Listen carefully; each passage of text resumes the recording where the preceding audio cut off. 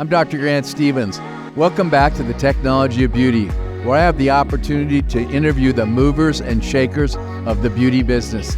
Today we're in Miami, Florida, home of AIS, the Aesthetic Innovation Summit.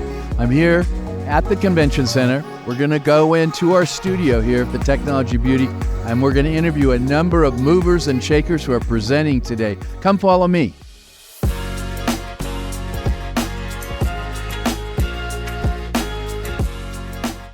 Welcome back to the Technology of Beauty, where I have the opportunity to interview the movers and shakers of the beauty business. And folks, today is no exception except where we're at. We're not in beautiful Manhattan Beach, home of the studios for Technology of Beauty, but rather we're here in Miami at the AIS, the Aesthetic Innovation Summit. We're in the Miami Convention Center. We've just finished AIS, and I was able to get Nikki or Niquette to come here and spend some time with me and you and tell us the great news about her company, Candesant, and her product, which she finally told us the name, Brella, like umbrella. Welcome. It keeps you dry. It keeps you dry. You crushed it, girlfriend. You did such a great job. Thank you so much for having me. We could not be happier to be launching Brella here at the Aesthetic Innovation Summit. It is so fantastic. Okay, tell the listeners and watchers a little bit, what is Brella? Brella is the 3-minute sweat control patch that delivers 3 months of efficacy with a 3-minute procedure. So we say 3 minutes, 3 months, in and out. So I put this on my pits for 3 minutes? No, your doctor does, Dr. Grant. Good point. Yes. My doctor puts it on my pits when I'm getting a hydrofacial or I'm just there doing whatever. Whatever. 3 minutes, 3 minutes. That's exactly 3 months, 3 months. That or more. Or more. What did the FDA tell you? The FDA said we could, or in our label, we have 14 to 16 weeks, which is 3 to 4 months. 3 to 4 months. That's exactly what. Can I throw away my deodorant? Now, it depends on, deodorant does something slightly different from antiperspirant. Antiperspirant.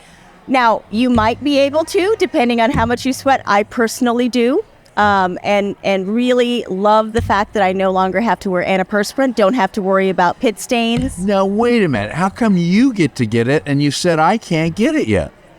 Now you're going to get me in trouble. I'm talking completely theoretically. Because if I were to have used the product, yes, which of course I have not because it's just got FDA cleared. Absolutely. You couldn't possibly. But assuming you had, I would not have to worry about sweat stains, especially in a silk blouse in a light color. I would be totally comfortable raising my arm like this. Imagine that. And not having any concerns that I would have pit stains. Well, we all sweat, and hopefully that we're not smelly, but we all sweat a certain amount. That's just a biological fact of life, and we don't want to pit out our clothes or stain our clothes, men or women. So hyperhidrosis, interesting that you say that, is the condition that is when you sweat more than what you need to keep yourself cool or to, because everybody does sweat. Yeah. And the purpose of sweating is to keep your body cool. Okay. So when you're sweating more than that, you might have a condition that is called hyperhidrosis. Most people don't know that word, so they just I think about it in the context of people who are sweating more than they would prefer, or certainly more than But wait a minute, is it just for people that sweat excessively? Because I don't sweat excessively, but I'm very interested in trying the product once you'll release it and let me try it. And do I have to tell my doctor I have hyperhidrosis? Your doctor can tell you if you have hyperhidrosis. Okay, because there's some simple questions that he or she can ask that will determine whether or not you're the right person for this procedure. So if you're bothered by your sweating more than once a week, if you've noticed it for longer than 6 months, if you're over 25, and we're slightly over 25. Barely over 25. Barely. And there's several other questions that your doctor can or your practitioner can ask you to determine whether or not Brella is right for you. What we find in our market research is that more than 80% of people who have this condition are undiagnosed. Okay, so it's greatly underdiagnosed, more than 80%. Okay, I was wondering that. More than 80%. It's actually 82% of people are undiagnosed. So they're running around with this condition going, I'm sweating more than I would prefer, and I'm not sure why. Right. And because they don't realize that they don't have to live that way. That is such wonderful news. I am so happy for you and happy for all my patients and happy for me because I'm going to be one of the first patients, which brings me to the most important question. When can I get it? We will be starting our limited launch at the end of it, mid to late summer. We'll try to get it out as soon as possible. We're a startup company and we just got FDA approval 10 days ago, Grant, and I'm running as fast as I possibly can. Okay, I sure hope you changed your mind. So show everybody. So this is our Brella packaging. It comes, and this is what the patch itself, this is a demo of the patch, so it's not quite this color, but we want to make sure that we don't make a mistake and put a fake patch on you. But this is the size and shape of the patch that would go on your underarm, and your doctor would use it in his or her office. I see that, Dr. Grant. I'm gonna watch. I gotta watch him like a hawk. You do. Absolutely, you do. Well, Nikki, thank you so much. This doesn't get you off the hook for Manhattan Beach, though. Absolutely. I want to go through everything all the way back. Sounds like a plan. Interview you since the beginning of time. It's a date. Thank you so much for coming to AIS. Your presentation was smoking hot. You did a great job, and thanks for coming on to the Technology of Beauty. Thanks for where having me. I have the opportunity to interview the movers and shakers of the beauty business, and today was no exception. Thanks, Grant. Hello, everyone, and welcome back to the Technology of Beauty, where I have the opportunity to interview the movers and shakers of the beauty business. And today is no exception, except we're here in Miami instead of Manhattan Beach. And I'm here with Karen Long, my co-chair at this year's AIS, Aesthetic Innovation Summit. Karen, welcome to Technology Beauty. I finally get you on the show, although it's a mini show. You have to come back down to Manhattan Beach. I will. Thank you so much. And how did you like your first AIS? I thought this was the most unique pulling together of KOLs, of industry, of movers and shakers in medicine, of any space in medicine, because I work across all spaces. Yes, you do. That I've been to. It was simply an amazing 10-hour day.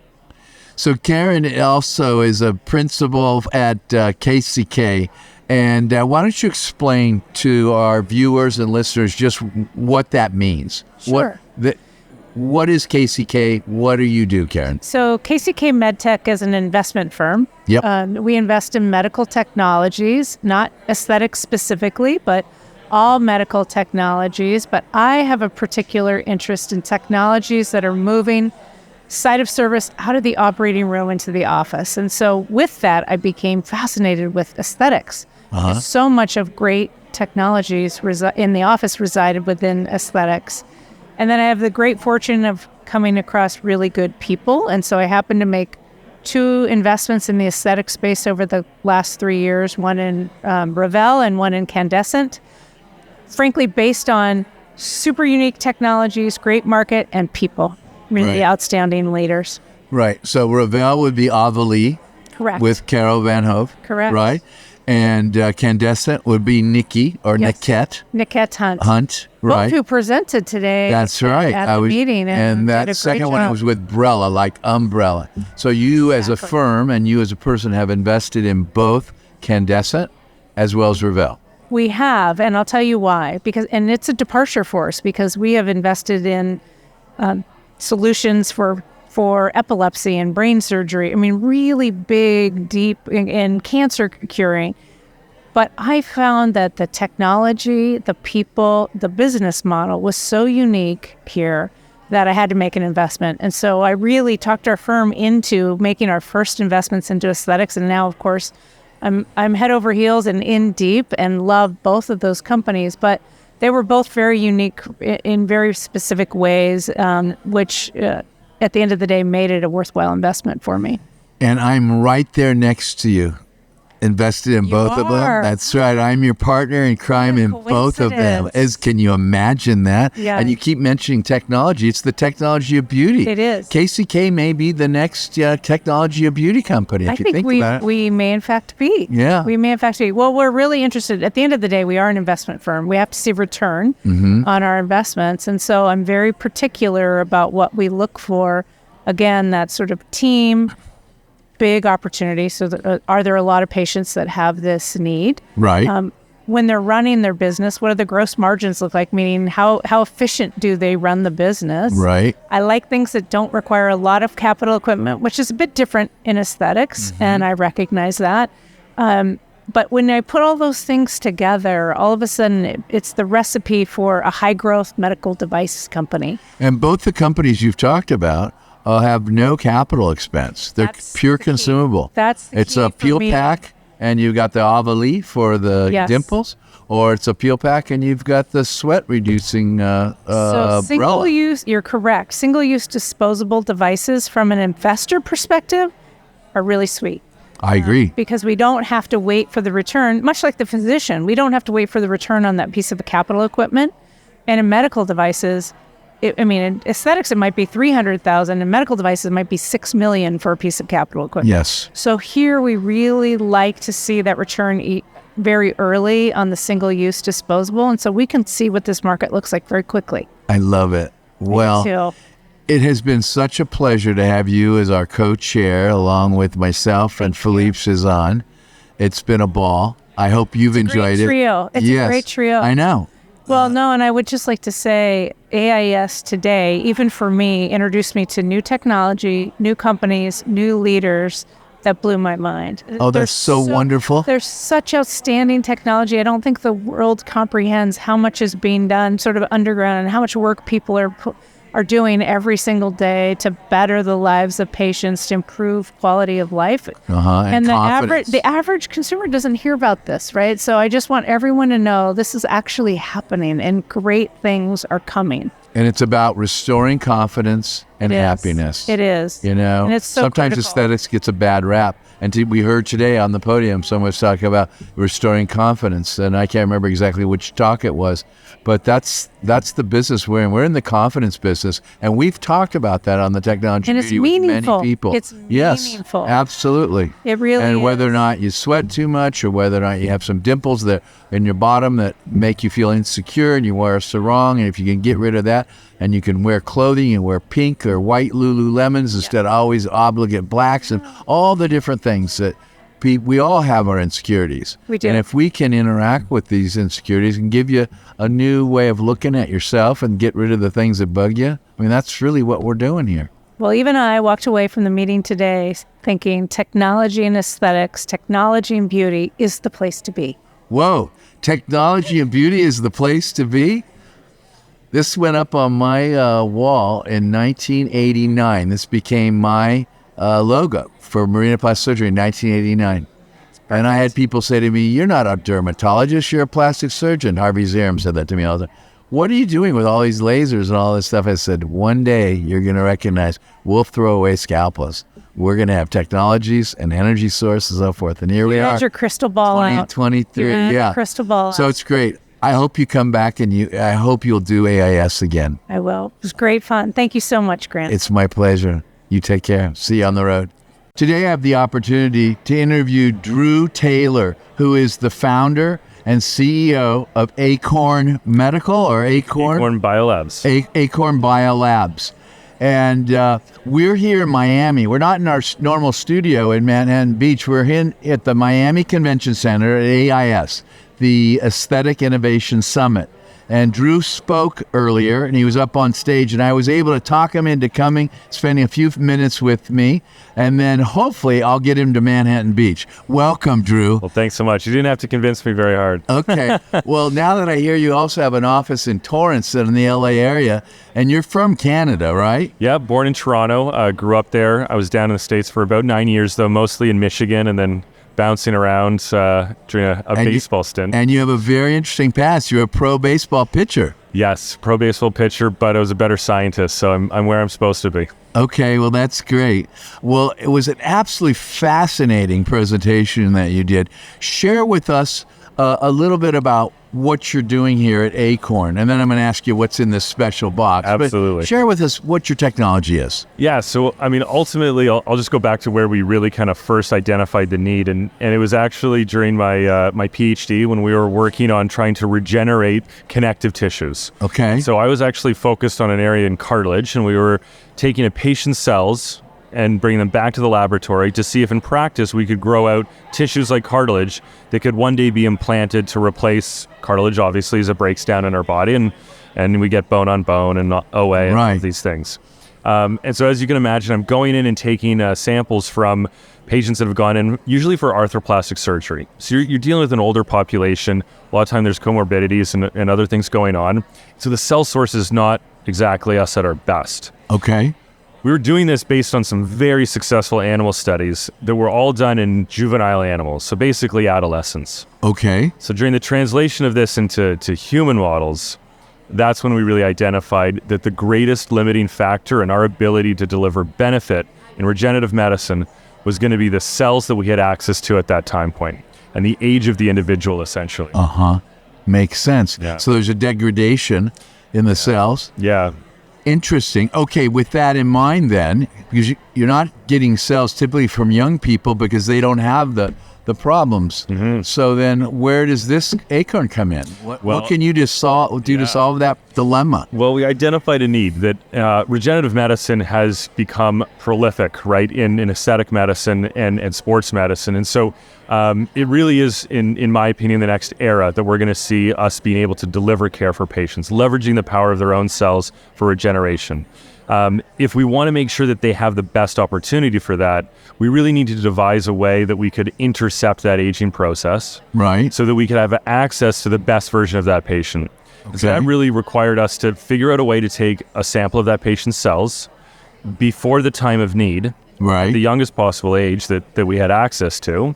And it had to be a few different things. It had to be non-invasive because patients don't want to drill into the iliac crest for bone marrow, right, prospectively. It needed to essentially be a high-quality cell source, so something that we knew had multitudes of applications throughout a patient's life, starting in aesthetics. And we also needed to be able to solve some problems around making sure that those cells could go from a clinician's office, where they've seen that patient and taking them, and get transported back to a centralized facility where it could be stored appropriately, like in liquid nitrogen, so at negative 196 degrees Celsius. Okay. So we started investigating cell types.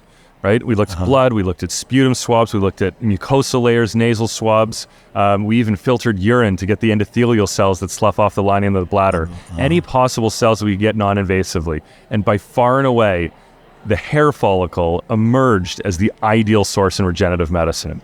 So you don't draw any blood? Nope.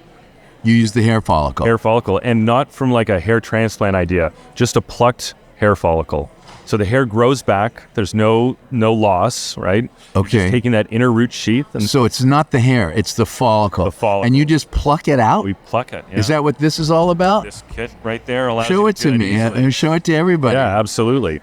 So can I just grab my hair and pull it out? Oh, I see. You have little you've tools. Got some tweezers. These are affectionately known as Patrick tweezers. They're very ergonomic. You can grab, a cluster of hair follicles at a time and pluck them like that. Yeah. Scissors to trim. So, some people have longer hair than others, and we don't care about the hair. It's the follicles we're after. A hair clip, to pin back, if you've got longer hair. And this is the secret sauce. So this vial is got our patented media in it that allows those cells to survive the journey, right? From collection all the way through to cryogenics. And so if you pulled this out when I was 20, it would stay in your lab or in your cryogenic area until and now? You have part of you that is 20 forever. And with that 20-year-old cell, which does it still look like a hair follicle? So it still looks like a hair follicle when we're freezing it. We feel it as an intact follicle, but when you go to leverage it and use it in applications, you'd be, culturing it or dividing it in different ways. Can you grow nerves from it? we can grow nerves, yeah. So we've been successfully able to take the hair follicle and do a few different things with it. So obviously you've got keratinocytes, fibroblasts, and MSCs. So really exciting for aesthetic medicine and very exciting for sports medicine. But beyond that, we've been able to create cartilage, bone, fat, neurons now. We've even further differentiated the cells into dopaminergic releasing neurons, so the ones we lose during Parkinson's disease. Right. We had to pick a model where we were changing the germ layer because we wanted to show that possibility. We happened to pick pancreas. I've got a younger brother that has juvenile diabetes, right? He got it when we were kids. And so, that was top of mind for me, just as an example of something. So we took the hair follicle, reprogrammed it to an iPSC, an induced pluripotent stem cell, and then continued to progress those into pancreas cells. Can you make the islets of Langerhans? So that's the next step that we're working on and talking through now. Interesting. Yeah. Now, could I take the hairs from my daughter, given that we share 50% of our genetics, and she's younger than I am, could I store her cells for me? Well, wouldn't you want to store her cells for her too? Well, yeah. Of course, I'd store them for her. But I'm thinking my old cells are over the hill. No, you're not over the hill. You're in prime time right now. So that's the beauty of this, right? It's the earliest possible time point that we can get, right? Okay. So this is the youngest you're going to be. We only get older. Yeah. So let's do it. And I know that we're planning on doing it next time we're together. And, I wanted you to pull some of my hairs. Now, how many hairs would you have to pull out? So we take 50, right? 50, that's it? That's it, right? We've got, way over 100,000 hair follicles on our head alone, and we're just targeting 50. Very easy. We lose about 100 hair follicles a day just by cycling. It's a small number. So when you come back down to Manhattan Beach, when you're in the LA area, can you harvest 50 of my hairs and store them? No problem. That's terrific. Yeah. Well, I am so excited to hear about your technology at Acorn, and I want to interview you for the whole time and know all about it. But this is so exciting to me. I know you mentioned on stage that you've done this on your 12-year-old son. Is that correct? Yeah, 13 now. And 13. So in a simple procedure, we were able to pluck the follicles, just like what we're going to do. We took those follicles back to our lab, and he had some stored. But then also we had him. He was really excited to participate and entered the REB and everything. So he wanted his cells grown out during the latest study, and so we actually created fat, bone, and cartilage from his hair follicles. Right? Yeah. From his hair follicles. Yeah. Did you hear that? Fat, bone, and cartilage from a hair follicle. Mm-hmm. Unbelievable. It's an exciting future. And I mean, the one thing that I think we can talk a lot more about when we get together is some of the really near-term applications, right? Yeah. And so there's a lot of talk right now about regenerative medicine that can be delivered to patients in a very quick amount of time, leveraging their own cells, so very high safety profiles, same as what we see from like PRP. There's a lot of excitement about exosomes right now, but most of the sources that we're looking into those are donors, right? Right. And so while that can be somewhat exciting, I think that what is exceptionally exciting is if we can create an everlasting resource of your own cells, right, that we can draw upon just a portion of those over time as you need them.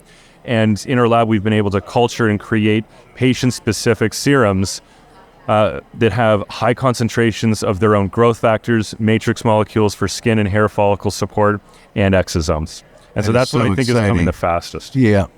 Well, it's been an absolute pleasure. Thank you very much. Pleasure's mine. I've got to go in and run the next two panels. You're a busy guy today. Yeah. It's been a lot of fun. This is the first time you've been to AIS. This is the first time of many. It's been an honor and a privilege to be a part of this amazing event and community that you've built. And it's really an honor to participate. Thank you so much again. We're so happy to have you, and I hope you're meeting a bunch of people in this business. Only the best. Okay, great. Thank you. Thank you. You take care. You too. Good seeing you, Drew. We'll see you soon. Hello, everyone, and welcome back to the Technology of Beauty. I'm here in Miami Beach here. Look around the convention center. We're at the Aesthetic Innovation Summit. We're filming for the Technology of Beauty during this break. And with us now are going to be the people that were on Shark Tank here. My first guest is Stéphane Meunier. Exactly. Oh, welcome, Stéphane. Stéphane comes to us from Tel Aviv, and he was presenting about his company. He is the CEO. He's a Ph.D., and he's the CEO of his company, and it's called HALLURA, correct? So welcome. Thank you very much. Thank you very much for the invitation. I'm very happy to be here. Oh, it's wonderful to have you. And all four of you, the presenters, were just extraordinary. So tell us a little about HALLURA, so the listeners and watchers of this podcast know a little bit more about what you're actually bringing to the marketplace. Thank you. You're welcome. So we created HALLURA 25 years ago, in 2017, in Israel with shimonikers. And so what we bring is a new cross-linking technology of hyaluronic acid to create the next generation of HF fillers. So we believe our product, based on this new technology, provide a really big benefit for the patient to enhance all the injection experience. We've seen a very, very good tolerance to our product. So it's a better tolerance and a very long-lasting result also. So the best-in-class effectiveness lasting with best tolerance.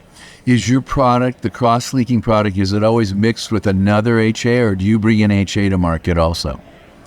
No, it's a cross-linked HA, so it's a dermal filler based on hyaluronic acid. Right. But the principle of the technology is to allow to preserve the long chains of HA as much as we can during the cross-linking. Okay. So this preservation of the natural properties of HA makes the product extremely elastic and homogeneous. So we can fill wrinkles or enhance lips with a product that is not hard but extremely elastic. So it's better for the tolerance, and it's also bring a very natural sensation to the patient. Will there be different G primes or viscosities such that bone augmentation, which would be different, deeper in volumization versus fine lines and wrinkles? Will you have different product lines? Yeah, exactly. We base our product line on the concentration, but because of our technology, the concentration is much lower than typically used in other products. So we are 4 times less hyaluronic acid inside the same ml of gel, so which makes the product less dense in hyaluronic acid, so more elastic, less hard, and also I think more prone to natural tissue ingrowth in the gel. It's a better scaffold support for tissue regeneration. But this have to be proven further, but it's the first insight we get from animal studies or preclinical data. And up to now, you've been doing primarily animal studies, correct? You haven't done humans? Yeah, we've finished. We completed our clinical study in Europe. Okay. On 132 patients. Okay. So the information I provide on the tolerance, long-lasting effectiveness is demonstrated in our clinical study. Excellent. But in addition of that, our preclinical model help us to understand a little bit more the mechanism of action and also to rationalize why we have very good lasting while using less concentrated HA. And I think the hint will be to better support the tissue ingrowth inside the gel and the tissue stimulation around the gel. That's very exciting. Most importantly, when will we be able to have your product in the United States? United States. I really hope beginning of 2026, but it's a long journey. Okay. With FDA, a long clinical study to be done. So, but I hope this is our trajectory and our objective. Well, thank you very much. Thank you. And good luck on the winning the Shark Tank. We have 4 presenters. Yeah, it's a tough competition. We don't know who's going to win quite yet. Sure. We're taking votes now. Thank you very much. Safe travels back to Tel Aviv, and tell my dear friend Shimon hello from Granto. Thank you very much. You're welcome. Bye. You take care.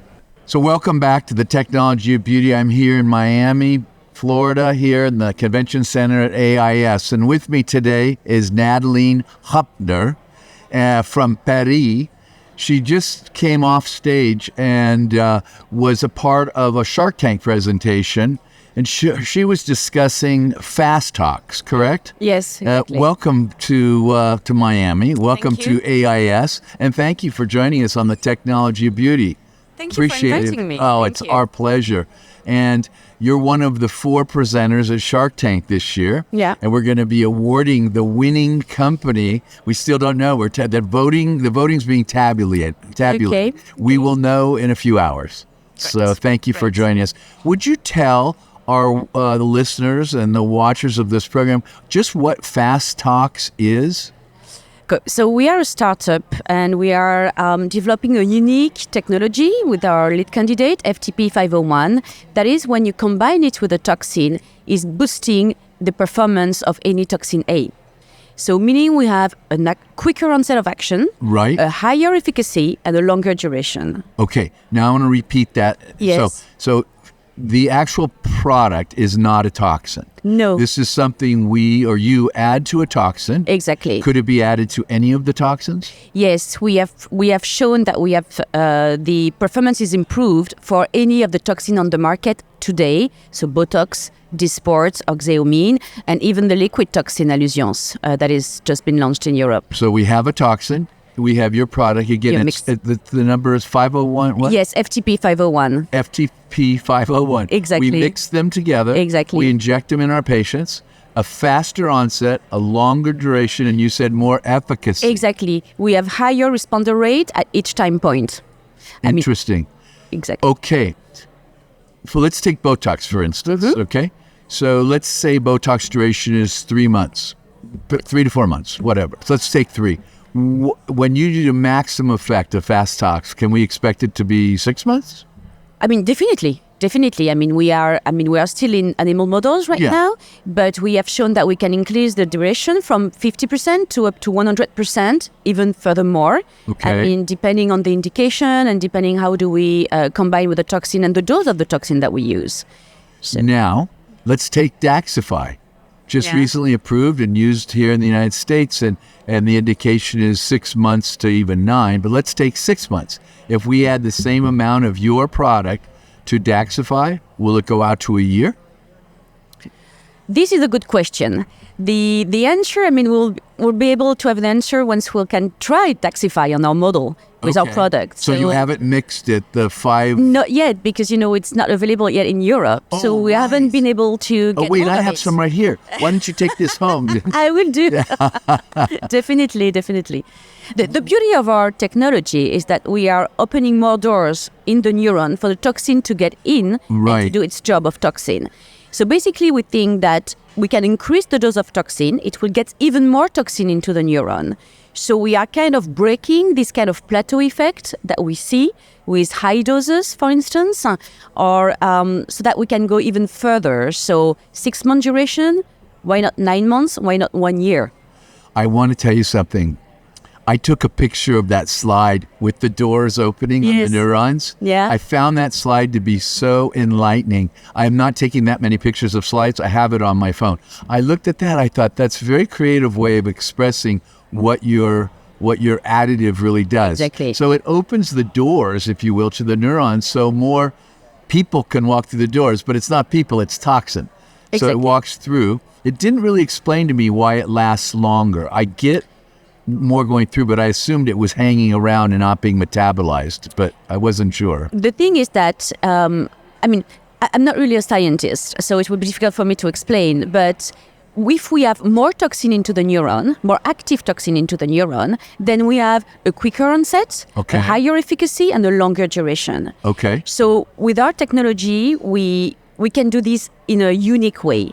That is, that right now nobody can do, basically. That's wonderful. And we've been working with the University of Padova in Italy. They have a renowned department on toxin. They were the one who we discovered the mechanism of action of toxin, basically long time ago, obviously.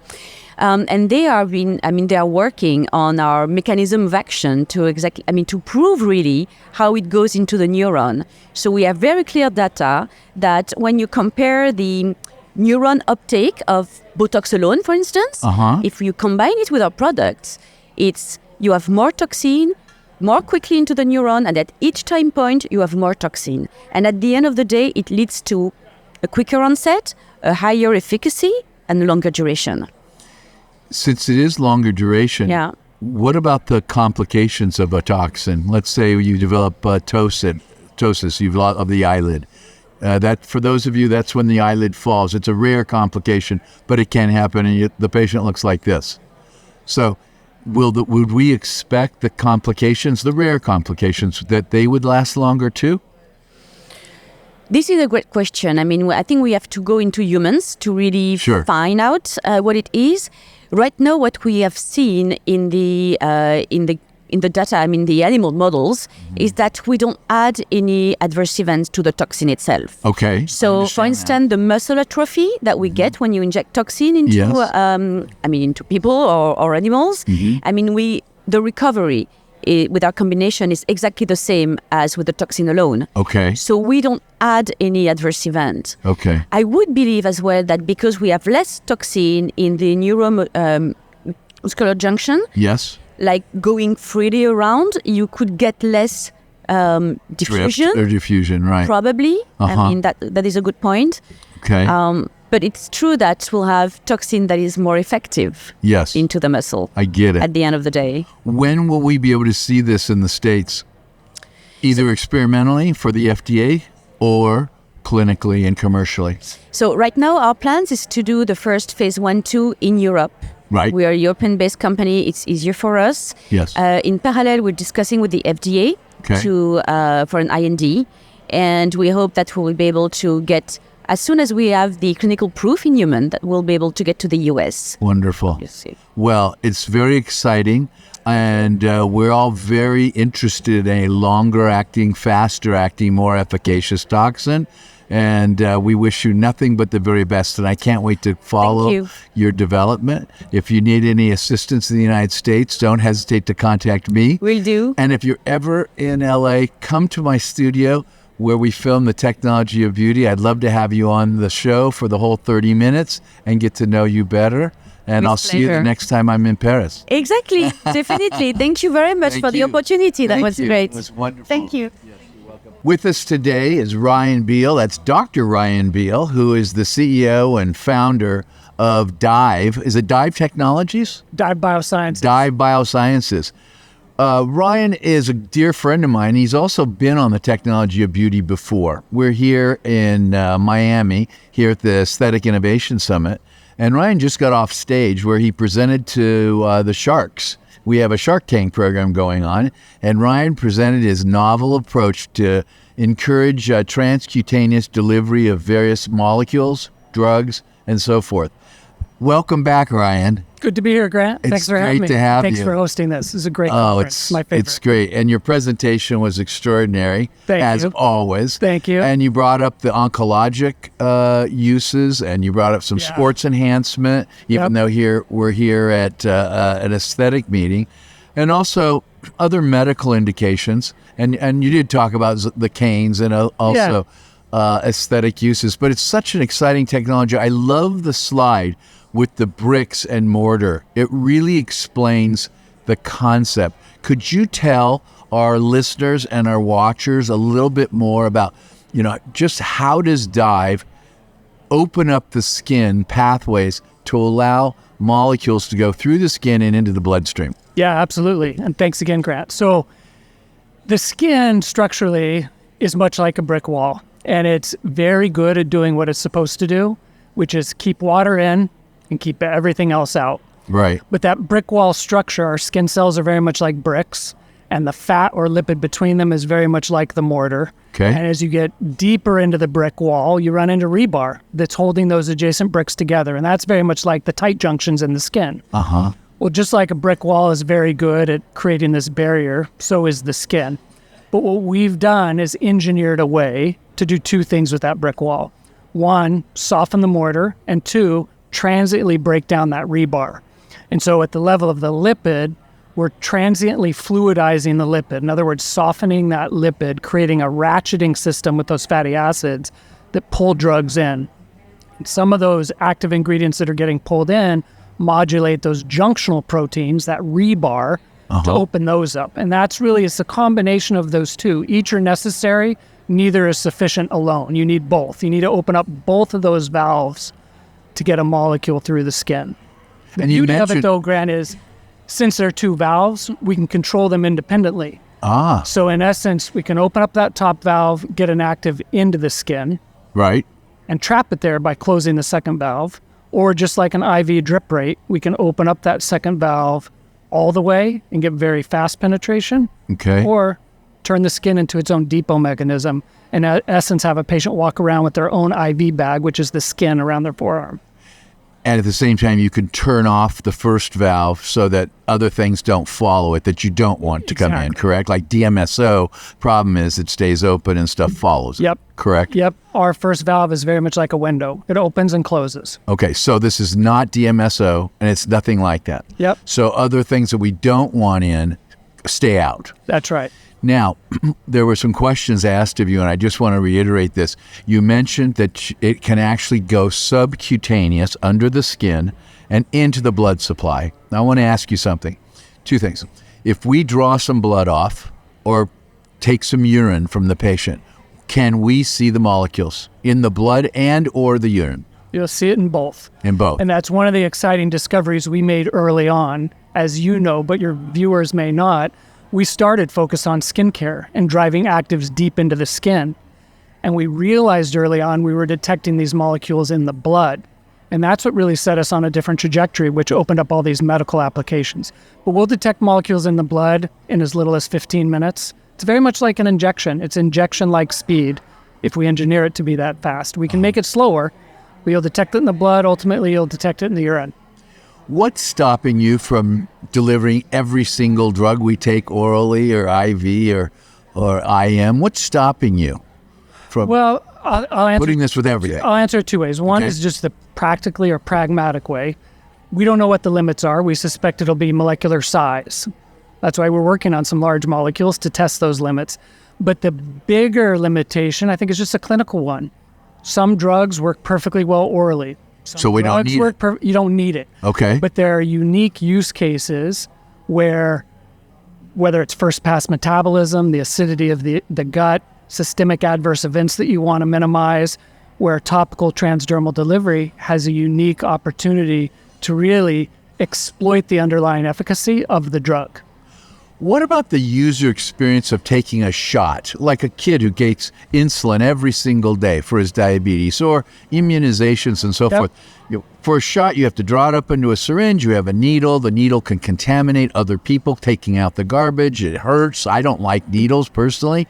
So even if the drug delivery works well with a needle, what about those of us who don't particularly care for needles? Which are a lot of us. Yeah, right? I mean, personally, I don't like needles. You just described the other big use case. So the first big use case is where oral delivery just doesn't work or isn't ideal.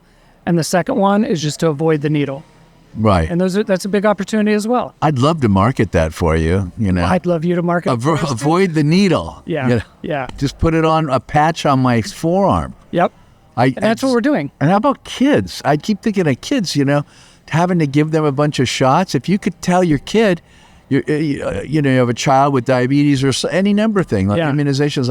I had shots when I was a kid. Boys, they hate it. They hate shots. They keep saying, "Dad, where's the pediatric products?" Right. They will come over time. But one of the challenges, like a lot of the companies here, the startups, I mean, you've got to pick your shots on goal and go after them and deploy your resources smartly and efficiently. And so we're going after those unique opportunities that we think provide kind of the two different categories. One, the low-hanging fruit, and the other, the moonshots that I talked about during the presentation. Right. Beneath those, there's a bunch of opportunities that over time we could exploit.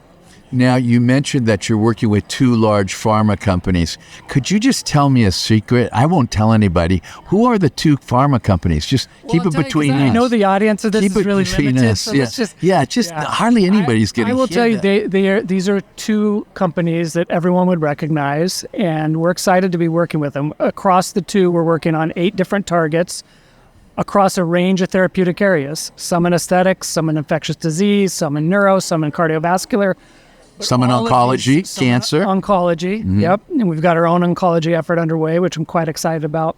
But all of them trying to address the same problem, which is there's some delivery challenge. There's a molecule that works and they're excited about, but there's a delivery challenge. Pills aren't ideal, needles aren't ideal. And in these cases, taking it through the skin is ideal. So it's pretty exciting work. And you mentioned that you're way ahead on the treatment of gout, or gouty arthritic changes. And those of you who had gout or know people that have gout know how painful that is. And you mentioned that it can turn around the pain of gout in as short of time as 20 minutes. And again, people who have been around people with gout know it can be days. It's certainly hours and hours, and it can be days, as you know. But I was really disappointed to hear your answer when someone asked you, when can we see this commercially? And if I'm not mistaken, did you say 2026? I said 2025 to 2026, yeah. That's unbelievable to me. You've been doing it for so long already. Is that because of our FDA? It's the regulatory cycle you have to go through. We're going after a new product indication, new set of claims, and working through the process. So yeah, it takes time. Yeah, well. But part of the portfolio, we have cosmetic applications, we have some over-the-counter applications, then we have our drug applications. And so there's a mix of opportunities. But gout's going down a full FDA approval process. It takes time. Well, and I'm sure you go through the process. I wish we could get it sooner. I do That's too. all. I do too. Trust me. Well, is there anything else you'd like to share with our watchers, our viewers, our listeners? I just appreciate you, Grant, and appreciate you putting on this show and giving me a little opportunity to share our story. So thank you. And Ryan, I appreciate you also. And what you're doing is revolutionary. And hopefully we can throw away the needle with Dyve. That's right. There you go. Thank you, buddy. Have a safe trip back home. I will. Thank you very much. Take care. Bye. And with us now is Dan Mazzaferro, who is a doctor in Philadelphia. He's an MD, and he's also a fifth-year resident at the University Pennsylvania. Yes. Yeah. And I met Dan a few months ago in the studio, actually, at the Technology of Beauty, and he just got off stage where we were filming Shark Tank, and he presented his exciting needle-free or needle-less injection technology that he's going to share with you today. As you know, there are 4 different companies that presented their technologies. It was a fantastic session. All the technologies were very different. And later today, we'll tabulate the votes and see which of the 4 technologies wins the Shark Tank 2023 AIS Awards. Dan, you did a great job. Congratulations. Thank you. And me being a needle phobic and just talking to Ryan Beal about his transcutaneous delivery system, it really was exciting for me to look at your technology and see that maybe I could be injected without needles. It would be an exciting future that way, wouldn't it? Oh my goodness, it's unbelievable. As a kid, I had a lot of injections, and I developed an amazing phobia to needles. Yeah. And so, tell our listeners and watchers, if you will, a little bit about your technology. How does it work? Yeah, so it's a high power or high pressure system where you're driving a significant amount of force through a very, very small ampule, where the orifice is about 1/3 the diameter of a 30 gauge needle. So you kind of think of a high power pressure being driven through a very, very thin stream of liquid that's able to penetrate the dermal epidermal junction. And you can toggle and increase the velocity and the force of that liquid going down. So you can say, I want it to reliably go into the dermis, or I want it to reliably go into the subcutaneous fat or the muscle. And you can have a continuous, reliable injection at the depth that you want. And now the thin stream of liquid is so thin that really there's no pain associated with this type of injection. So is this smaller than the diameter of a hair? It's right about the very same diameter as a hair. Interesting. Now, when I was a kid, they gave me some immunization in my shoulder with an air gun of some sort. Yeah.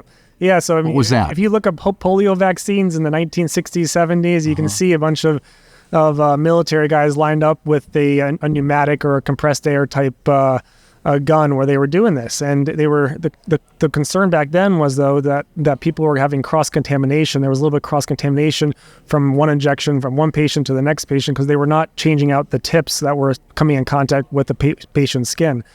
So now pneumatic systems and spring-loaded systems are kind of the older, more kind of the older school type of powered systems. Ours uses an electromechanical system, so you can toggle up or down the force of the injection that's going through. So thankfully there's been a lot of development in technology on this front, which has allowed us to be able to be interested in having this technology a part of the aesthetics. Interesting. And is this commercially available yet? Not yet. Nope, not commercially available.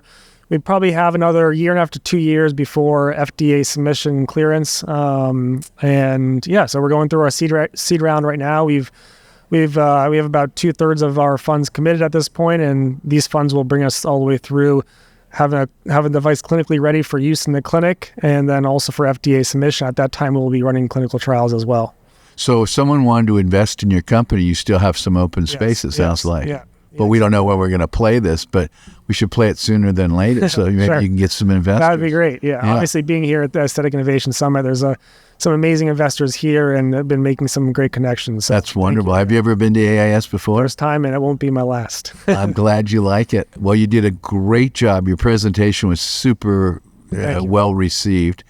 And I wish you nothing but the best of luck, both with the company and also winning the Shark Tank Thank you very competition. much. Thank you. Exciting times. It's Appreciate it. very exciting, and keep up the good work. All right. Thank you, Dr. Z. Yeah, Appreciate take care. Hello, everyone, and welcome back to the Technology of Beauty, where I have the opportunity to interview the movers and shakers of the beauty business. And today is no exception. Today I have my dear friend Paul Herchman here, and we're in Miami here at the AIS meeting, the Aesthetic Innovation Summit here in Miami. And Paul just came out of the meeting. I was able to wrestle him here, and he's here at the Technology of Beauty booth. Welcome, Paul. Thank you very much. Great meeting, by the way. Thank you. I've been trying to get you on the show in Manhattan Beach, and I still want you on the show. I would love to. This will be an abbreviated version, Okay. but I wanted to get you over here so you could share with us the exciting news that you told me about recently.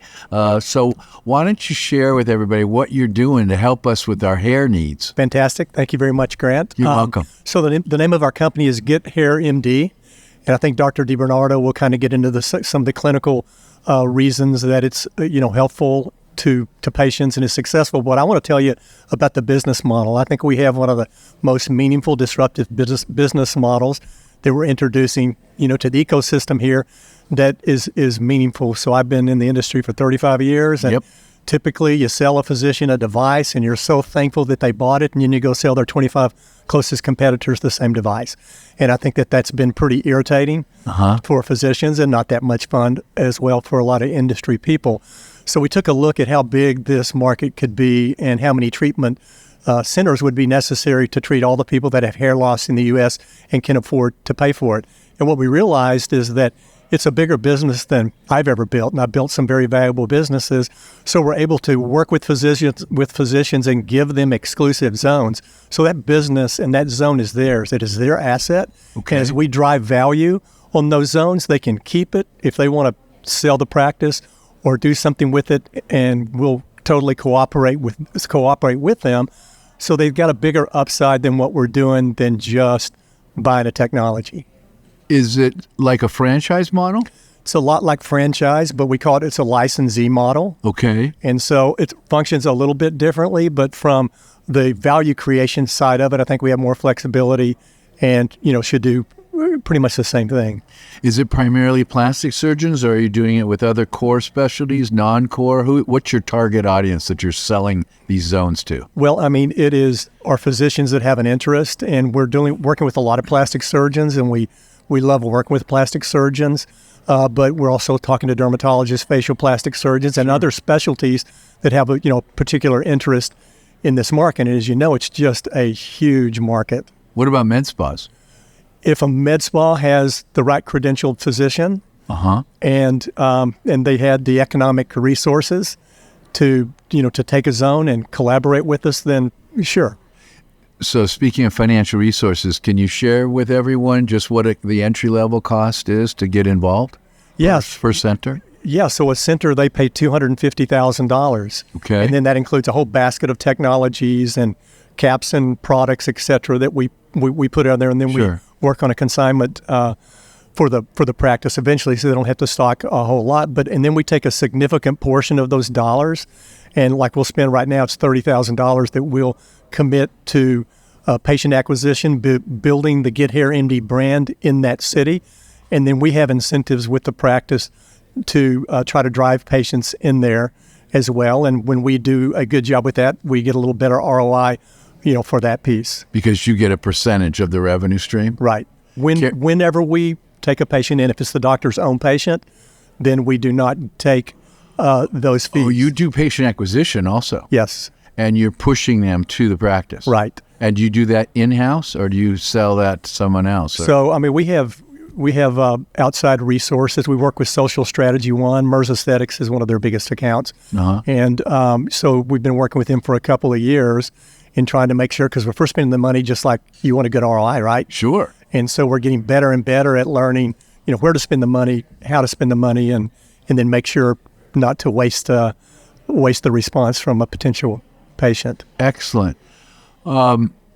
Engage Technologies just partnered up with APX, Terry and Isaac there, and we're doing a lot with patient acquisition, patient education, in the conversion from the contact to the appointment, Perfect. and then the upsell or the cross-sell, whatever it may be, once they're in the office. Right.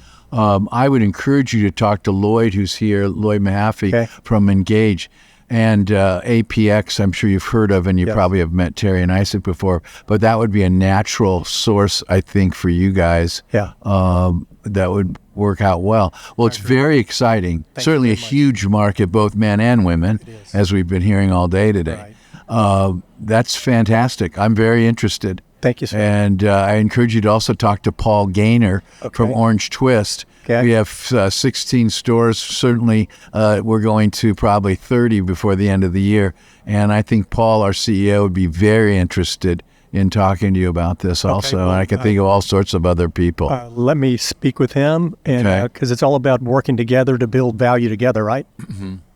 We've also got a group here called Latticework Capital out of Dallas. And they are consolidating and rolling up different plastic surgery practices with surgical and non-surgical offerings. Good.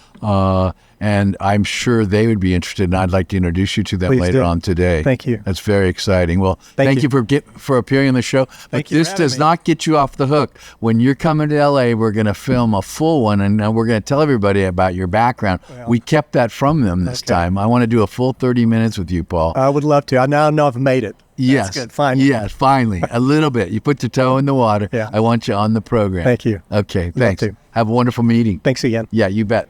Well, hello, everyone, and welcome back to the Technology of Beauty, where I have the opportunity to interview the movers and shakers of the beauty business, and today is no exception. Except we're in Miami, not Manhattan Beach. And I have Dan Hopkins here from Alumier, and Dan's going to tell us about his impressions of AIS. Is this your first AIS? It is indeed my first AIS, yeah. And Dan is the CEO of Luminae, is that correct? That's correct. And, well, first of all, thank you for joining. It's been a long day. Have you enjoyed the presentation? It has.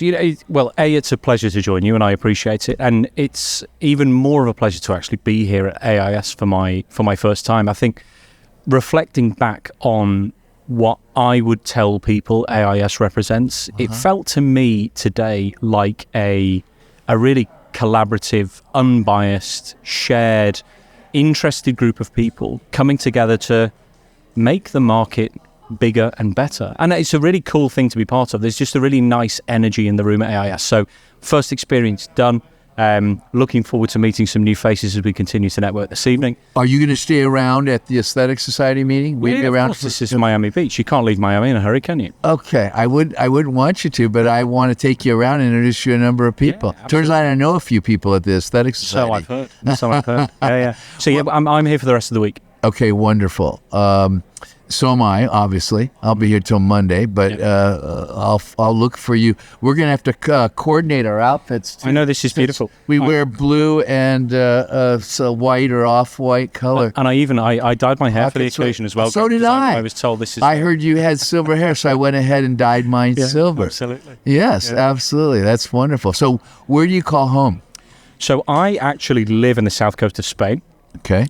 So the Alumier business is pretty globally spread now. You know, we launched in 2016 in Canada and in the UK and Ireland initially. When I joined the business, I came to Alumier from Allergan, and I joined the business in the UK, where I was the managing director for the European operation. But since that point in time, you know, Brexit came along, COVID came along, and the world kind of got shaken upside down a little bit. But we've also been able to expand and grow in the same period. So Alumier is now reaching multiple different European countries, obviously now in the US as well.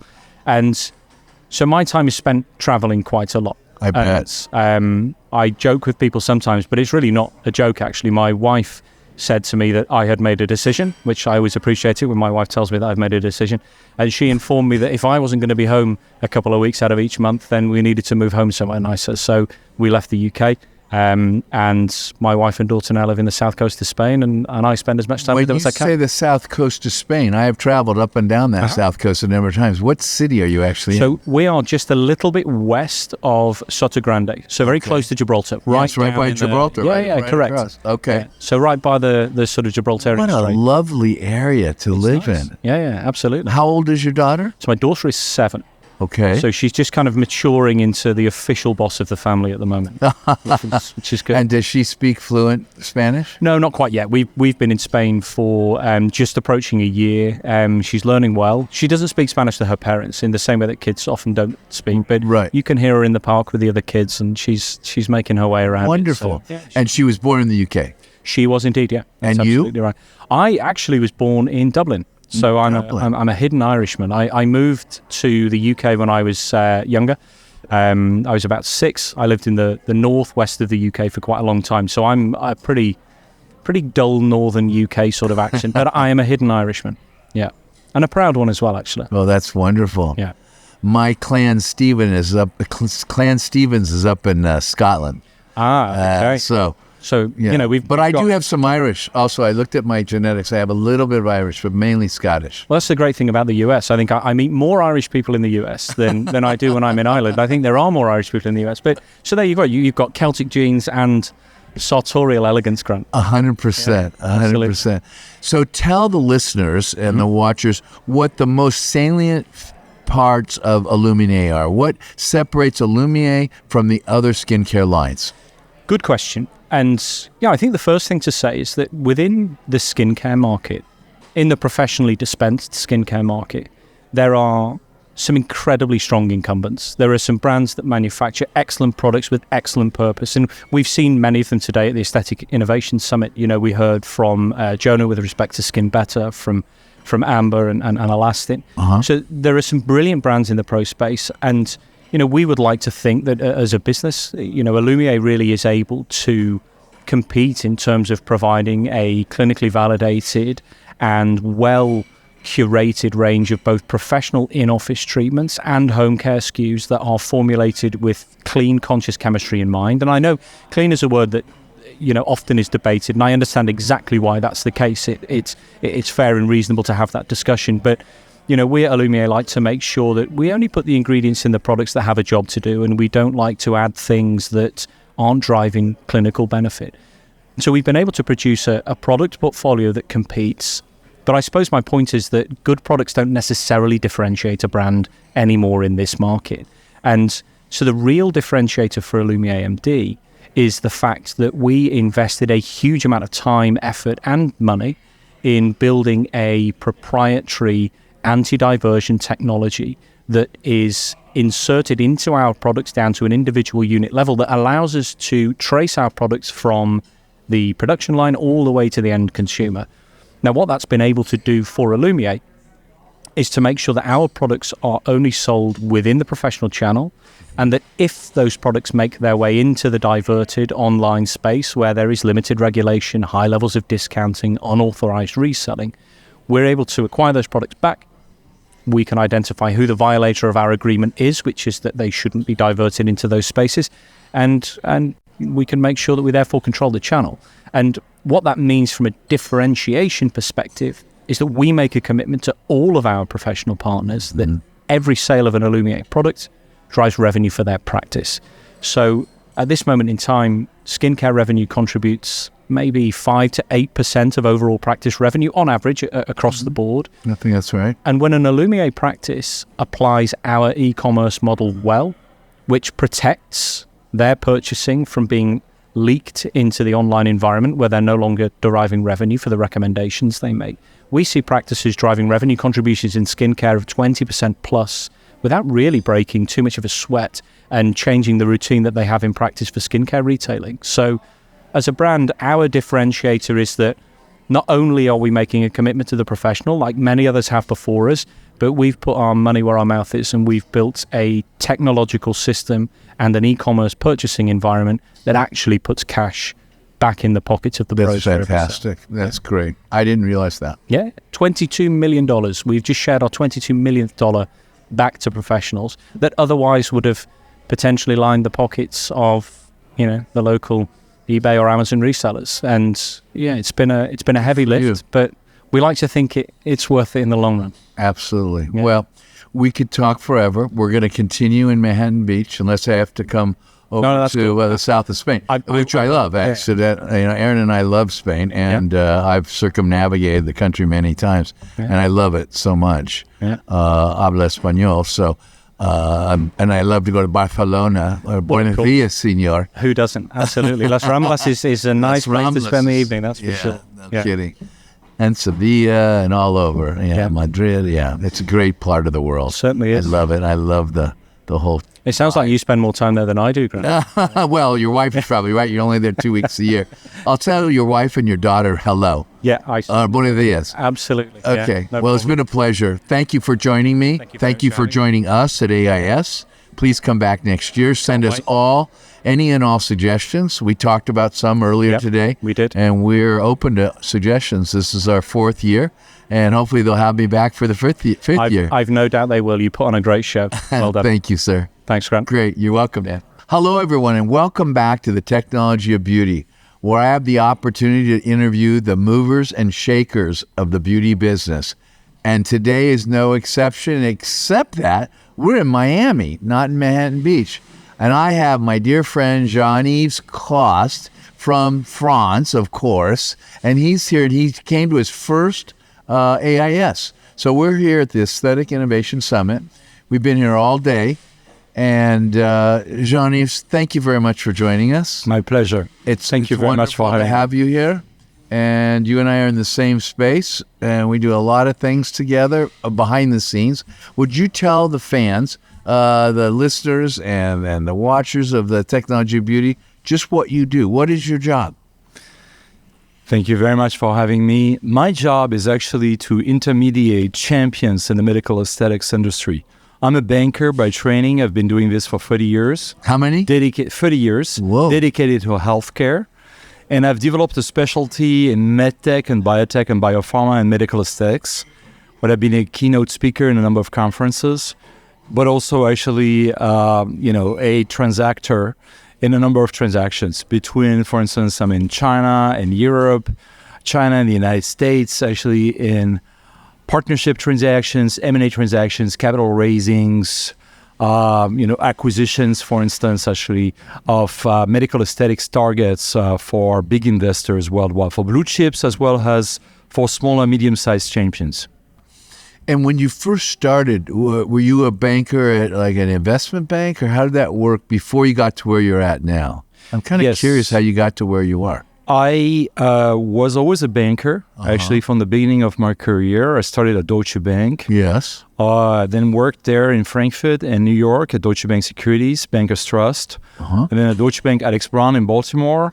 Then I had a parenthesis in my career where I was head of mergers and acquisition for Boehringer Ingelheim, which is a big German pharmaceutical group where I worked for 4 years. And I went back into banking for Societe Generale Cowen.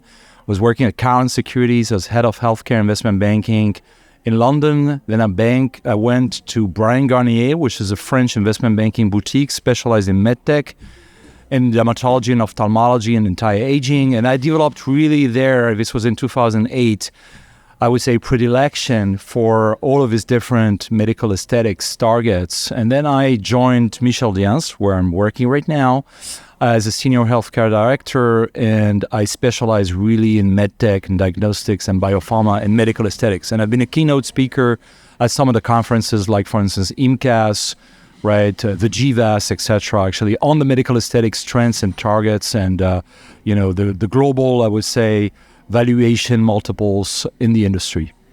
I saw you in MCAS initially. That's where I saw you. Oh, okay. I remember you speaking in MCAS. So what's the ideal size for the deals that you're looking at? Right now, we're looking at deals between, I would say, $50 million and something like $500 million. Mm-hmm. But sometimes, from time to time, we have also advised on transactions like, for instance, Dr. Jart, HALLURA, Do the Right Thing. I mean, these BB creams from Korea, which we sold to Estée Lauder for 1.2 billion euros, $1.7 billion at that time. So we've been doing also kind of exceptionally transactions over 1 billion. Do you do technology deals in the aesthetic space? Also, we've been working on pre-visualization and simulation techniques deals, right? I mean, with capital raisings for companies like Next Motion, for instance. Or now I'm working actually with another medical aesthetics company. I'm not at liberty to indicate their name. It's a secret between us. Don't worry. Just tell me. Well, it's a platform for education and training, which is providing like a virtual reality helmet and enables actually doctors to educate themselves about the gesture and how to secure basically the injection of the dermal filler injectables into the patient's skin without any bruising, granulomas, indurations, etc. That's exciting. So, was this your first AIS? I think that's... No, my second. Your second? Actually, I went there last year because I was representing a client at AIS San Diego. So I was really impressed, I would say, by the intensity of the discussions and the quality and, the interactions, and also the focus on regenerative medicine. And this is what attracted me this year with what you've done on the exosomes and synthetic recombinant, biostimulators of fibroblasts, etc. And... all of this new, I would say, digital technologies which are kind of empowering the medical aesthetic space. It's very exciting between exosomes and AI and so many technologies. It's very exciting. I'm so happy you came back for a second year. So next year we're going to be in Vancouver, and we always have it the day before the Aesthetic Society meeting. So next year in April, it will be the Wednesday before the Aesthetic Society. Where are you living now? I'm living in Paris, actually, and I'm working from Paris. But, I'm living on a plane, I should say. Because you're a man of the world, right? Most of the times traveling actually to such places as Miami or San Francisco or Dubai, you name it. Geneva, actually. Sure. Do you ever get to LA? From time to time. I had one acquirer which was located over there. So, from time to Santa Monica as well. Because we advised a company which is based out there on an acquisition of an anti-glycation regenerative medicine company. So, I enjoy the Californian region. Well, you have to let me know if you come out there. I'm spending half of my time there, and I live in Manhattan Beach. With and pleasure. Also in Sun Valley, Idaho. And our recording studio for the Technology of Beauty is actually in Manhattan Beach. And we're here just because of AIS. But if you're out there when we're there, we'd love to have you on the show and go a little deeper into your background, your education, your family, every part of it. But I want to thank you so much for joining me this afternoon and for coming to AIS. Thank you for having me. It's been such a pleasure, and I've really enjoyed your day here. Congratulations to what you have organized. Thank you very much. I appreciate it. You take care. Au revoir. Au revoir. Hello, everyone, and welcome back to the Technology of Beauty, where I have the opportunity to interview the movers and shakers of the beauty business. And today is no exception, except that we are at AIS, the Aesthetic Innovation Summit, and we're here in Miami at the Miami Convention Center. We just finished AIS 2023. And with me today is RJ, who works as a VP at Revance. Thank you, RJ. And I'm pulling him away from all of his friends, and he's going to grace us with his presence here on Technology of Beauty. It's such a pleasure to have you, but you have to come back to Manhattan Beach and be on my program. Absolutely. So, was this your first AIS? First time. And What'd you think? It lived up to the expectations. So it was an amazing experience, opportunity to not only network with industry, but just to meet a lot of people and hear a lot of great presentations. Were you able to meet some people? Met a lot of people. I saw you running around, and I saw you with this little blonde gal. That's right. Erin, I think is her name. She works with you. Yeah. And she was introducing you to a bunch of people. She knows everybody. She does. She may give you a run for your money as far as how many people she knows. We do that. Oftentimes we have that little competition, and she may know more people than I do. Yes. And she's a lot better looking than you, no offense. She sure is. She's a lot better looking, that's for sure. Did you hear she changed her name to Aaron Stevens? I did. Yeah. I had to look twice. I said he finally got it over the finish line. Yeah, no kidding. I'm very blessed to have her in my life. Absolutely. So let's go back to you. Yes, you are. So you're living in Nashville. Yes. And you're running the show there at the home office at Revance. What exactly is your title? Vice President of Aesthetic Sales. Vice President of Aesthetic Sales. That's pretty impressive, dude. Yes. Yeah. It's a little guy from inner city Kansas City to well, it's great to have you part of the team. Yeah. And I get the opportunity to work with you, and obviously you get a chance to work with my better half. Yes. And I'm coming out there to see you in May, actually, for Scale. Yes. Yes. And we've got our functions. Yes, we do. So we do. Take good care of you when you come. So what do we have to look forward to with Revance? Lots. It's about the customer. So it is really trying to make sure that we can make things simple, easy, transparent for the customer, and really allow them to be able to take care and better partner with their patients and their clients. Okay. So we're excited about just the opportunity to do something that's different in this space, and how we're trying to do things. And Nashville is one of those pieces that we almost look at as like a product, right? Because you mean the facility? The facility. Oh, it's unbelievable. It is that we love. When we built it, it was all about having a world-class training and education center, but also people to have an experience when they come. And all of that is true. All the above. And those photos from that top thing looking out towards the city, especially in the nighttime when all those twinkle lights are on all those buildings, and that training facility is second to none. I've been there, all the AV stuff and all the facility there with all those cameras, and it's unbelievable. It's like no place I've ever been. Absolutely. If you haven't been to the Revance training facility or home office in Nashville, you really should do that. Take them up on the offer for training or for just to stop in and see RJ, and Dustin, Taran, Mark, and so forth. Well, your product is approved now, the toxin, the Daxxify, for 6 months minimum, right? 6 to 9, or how's that approval go with the FDA? Yes, 6? and so for my sales folks, we try to keep it fairly simple. So whatever the client is or patient's been used to getting, we're talking that you should be able to get at least double. Okay, that's a nice way of putting it. Okay. And are you involved with the RHA product also? I am. Yeah, so you have both. Team carries both, absolutely. So now we are transitioning to, instead of selling just the RHA line, now to a portfolio sale. So that's been fun, exciting, and just, it's part. We just finished our build out as well, expansion. We added 60 new reps. So things are going good, and that's great. Busy. Congratulations. Well, it's a pleasure having you at AIS. I know this is your first one.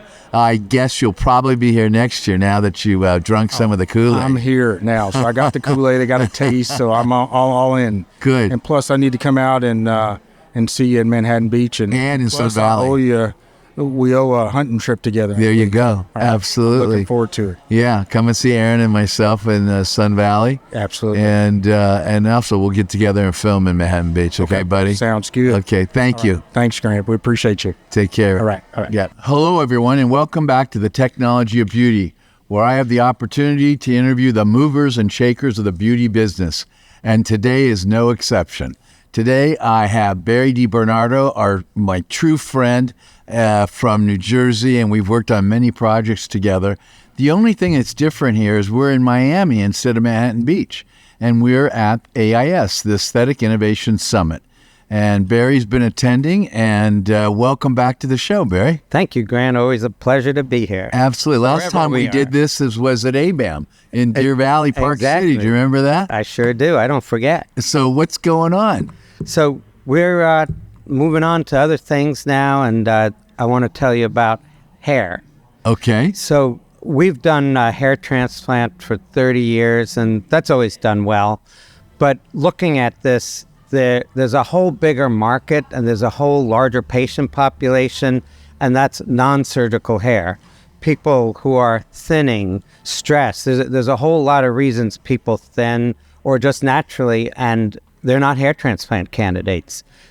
If you look at non-surgical hair, what does that mean? It could be topicals, shampoos, molecules, lasers, prescriptives. It's a whole bunch of different things, and each of them in this program called GetHairMD, we'll put a patient through the whole program, and they'll go on for 6 months, 12 months or more to restore their hair non-surgically. Okay.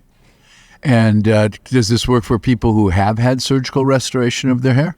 Absolutely. You can do it to strengthen grafts, to do it before grafts. So any kind of hair, whether it's hair grafting, natural, you can use this in anybody. So that's why it's a much bigger market. And for those who listen to hair patients, losing your hair is very stressful. And is the website GetHairMD.com? How did you guess? It's GetHairMD.com. Just a lucky guess. You're good. But we think this is very exciting, and it's really going to help a lot of patients and open up a lot of what we do to a new territory. Are you opening up separate clinics, or are you putting this in existing offices, or both? They're pretty much in existing offices, and like in our place, we're making a whole dedicated room just for this because it has the lasers, and we don't inject anymore. This comes with everything, including transepidermal units that we don't have to inject everything, so it's much more comfortable. But it's a whole turnkey operation with everything that the patients get in office, at home, and everything they need. That's fantastic. Now, how would a viewer or listener to this program get in touch with you or the clinics that are at GetHairMD? I think they would go to GetHairMD.com and do a locator, and find the nearest location to themselves. And there are also programs that people who are not near a center can do a remote program. And so there's all different levels of what they can do, but you can help at multi-level. Okay. Well, fantastic. All right. It's always great to see you. Same I hope here. you're coming to the fellowship party on Thursday night. Yes. And, excellent. We are always happy to be with you on the show. Thank you very much. Thank you for sharing all that information. Okay. And thank you all for joining us today on this episode of The Technology of Beauty, where I have the opportunity to interview the movers and shakers of the beauty business. And Barry is definitely a mover and shaker. Always. Take care, Barry. Safe travels. Thanks, Barry.